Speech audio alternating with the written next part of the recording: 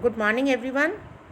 Students, yesterday we stopped our conversation with the differences between FTPT system and PR system, and we came to know the positive points of FTPT system as well as the positive points of PR system. Now, let's continue with this contest. As I'm taking the contest of India, so let's start. The experience of working of constitution has confirmed the expectation of constitution makers. The FTPT system has proved to be simple and familiar to ordinary voters. कि जो FTPT system है वो ज़्यादा जो हमारे ordinary voters हैं उनके लिए बहुत ही ज़्यादा सिंपल और फेमिलियर सिस्टम साबित हुआ है. It has helped larger parties to win clear majority at the center and the state level. And this system has also discouraged political parties that get all their votes only from one cast और community. क्योंकि FTPT system में एक सबसे बड़ा काम ये था, बढ़िया काम था कि जो पार्टीज़ केवल एक कम्युनिटी के बेस पर ही अपना बहुमत हासिल करना चाहती थी, अब ऐसा नहीं है. Normally the working of FTPT system results in two party system. That means that there are two major competitors for power and power is often shared by these two parties alternately. इसका मतलब है कि party जो power है वो दो parties के बीच में है, रिजल्ट उन्हीं के लिए निकलता है और दोनों पार्टीज़ बिल्कुल कोई एब्सोल्यूट पार्टी नहीं बन सकती और इसके लिए पार्टीज़ के पास जो पावर है वो ऑल्टरनेटिवली आती रहती है. It is difficult for new parties or the third party to enter the competition and share power. In this respect, the experience of FPTP in India is slightly different. वैसे तो FPTP system में दो party ही ज़्यादा होती थी powerful, कभी एक आ गई कभी दूसरी, लेकिन इंडिया के कॉन्टेस्ट में यहाँ पर जो एक्सपीरियंस आया वो बिल्कुल थोड़ा डिफरेंट है. After independence, though we adopted the FPTP system, there emerged a one party dominance and along with it there existed many smaller parties. तो जब हमने FPTP सिस्टम को ऑप्ट किया तो एक पार्टी तो जो डोमिनेंस में आई ही, लेकिन उसके साथ साथ छोटी पार्टीज़ भी अपनी सत्ता में आई, क्योंकि बड़ी पार्टी को छोटी पार्टीज़ के साथ कोलिजन करना पड़ा, उनके साथ गठबंधन करना पड़ा. After 1989, India is witnessing the functioning of multi-party coalition. At the same time, gradually in many states, a two-party competition is emerging. But the distinguishing feature of India's party system is that the rise of coalition has made it possible for new and smaller parties to enter into electoral competition in spite of the FPTP system. अभी मैंने आपको बताया कि FPTP system में normally जो दो parties होती हैं उनके बीच में ज़्यादा कंपटीशन होता है, लेकिन इंडिया में FPTP सिस्टम की वजह से ही एक अलग ही फीचर निकल के आया. वहाँ पर कोलिशन पार्टीज़ बहुत बनने लगी हैं कि एक पार्टी को क्लियर मेजॉरिटी नहीं मिलती तो जो स्मॉलर पार्टीज़ हैं उनको उनके साथ एक अलाइंस में आना पड़ता है, उनके साथ गठबंधन करना पड़ता है अपने आप को मेजॉरिटी प्रूव करने के लिए. तो यहाँ पर FPTP सिस्टम जो है वो थोड़ा सा डिफरेंट है. क्यों? क्योंकि जितने भी इसी के हिसाब से, क्योंकि जब वोटर्स यहाँ पर जो वोटर्स वोट डालते हैं वो दोनों तरीके से डालते हैं, या तो वो पार्टी को ध्यान में रख के या वो कैंडिडेट को ध्यान में रख के, तो कोई भी पार्टी क्लियर मेजॉरिटी नहीं ले पाती.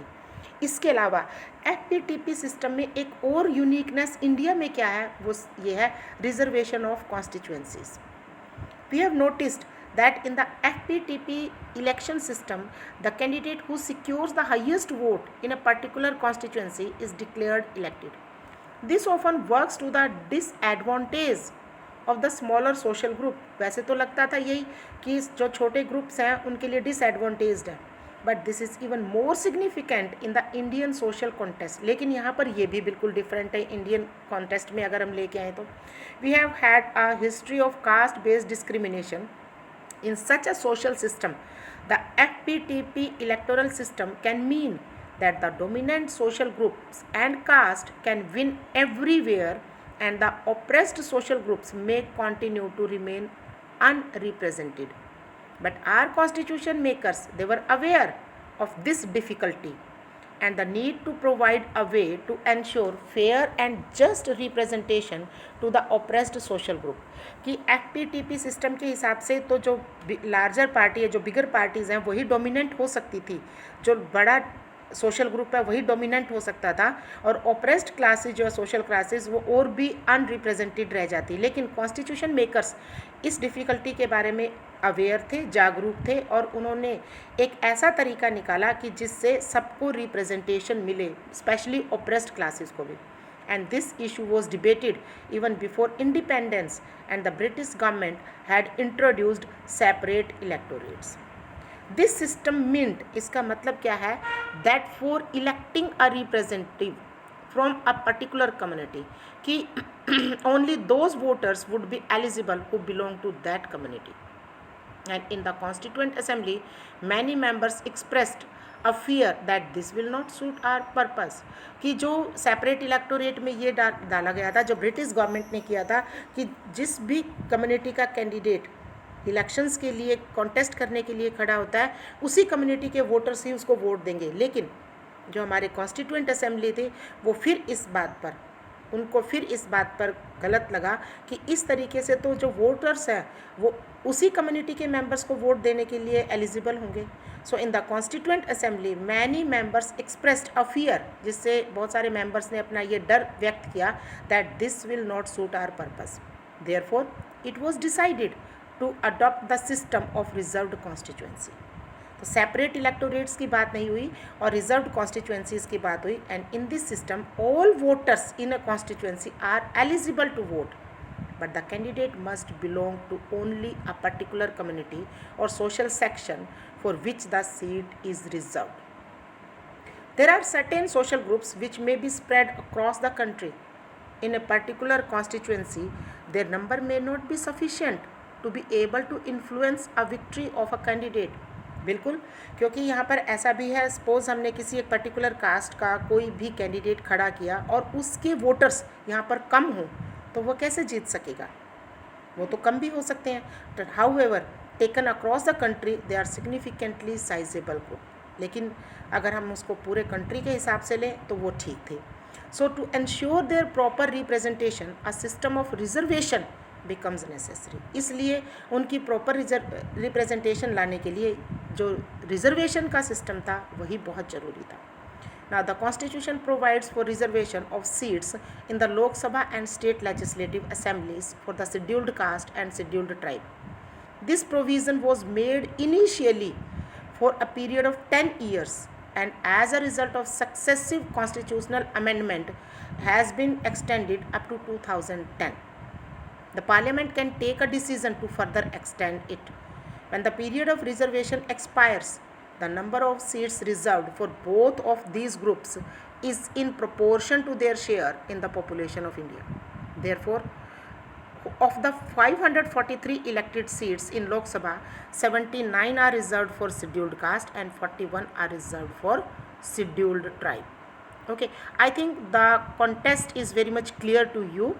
Now let's move further and let's see who decides which constituency is to be reserved. It's very important question. On what basis is this decision taken? This decision is taken by an independent body called the Delimitation Commission.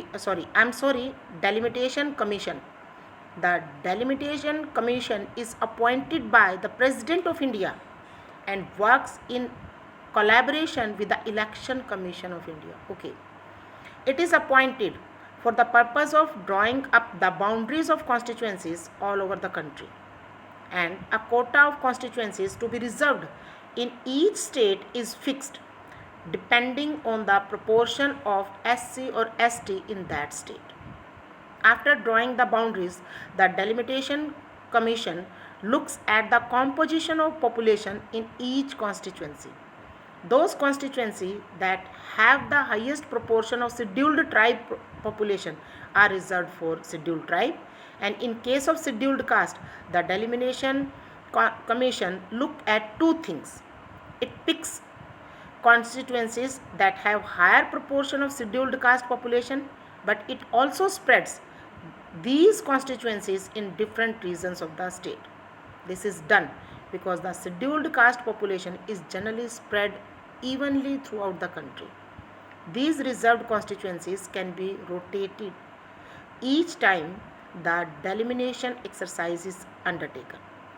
ST के लिए तो एक different path से पक्का कर दिया कि जिस जिस एरियाज़ में एसटी के पॉपुलेशन ज़्यादा है उन्हीं एरियाज़ को परमानेंटली फिक्स कर दिया है शेड्यूल्ड ट्राइब के लिए। लेकिन शेड्यूल्ड कास्ट क्योंकि किसी एक जगह पर ज़्यादा नहीं है तो वो इवनली स्प्रेड है पूरे कंट्री में, थ्रू आउट द कंट्री। तो हर बार इलेक्शंस होने से पहले डेलिमिटेशन जो कमीशन है वो पहले एक्सरसाइज करता है, चेंज करता है रिजर्व्ड कॉन्स्टिट्यूएंसीज को according to the proportion of scheduled tribe, scheduled caste. The constitution does not make similar reservation for other disadvantage groups. Of late there has been a strong demand seeking reservation of seats in the Lok Sabha and state assemblies for women. बाद में इसी तरह की demand रखी गई women के लिए भी, given the fact that very few women are elected to representative bodies. The demand for reserving 1/3 seats for women is increasingly being articulated. So reservation of seats for women has been provided for in rural and urban local bodies. It is for rural and urban local bodies, means for village panchayat and municipal committees or municipal corporations. 1/3 seats. We shall discuss this in the chapter of local government. A similar provision for Lok Sabha and Vidhan Sabha would require an amendment to the constitution. Such an amendment has been proposed several times in the parliament but has not been passed.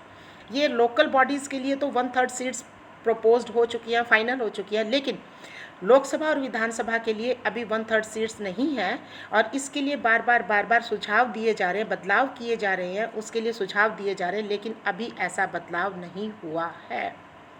Okay, so this is all for the day and I hope you must have understood the contest. So till then, bye, enjoy your day.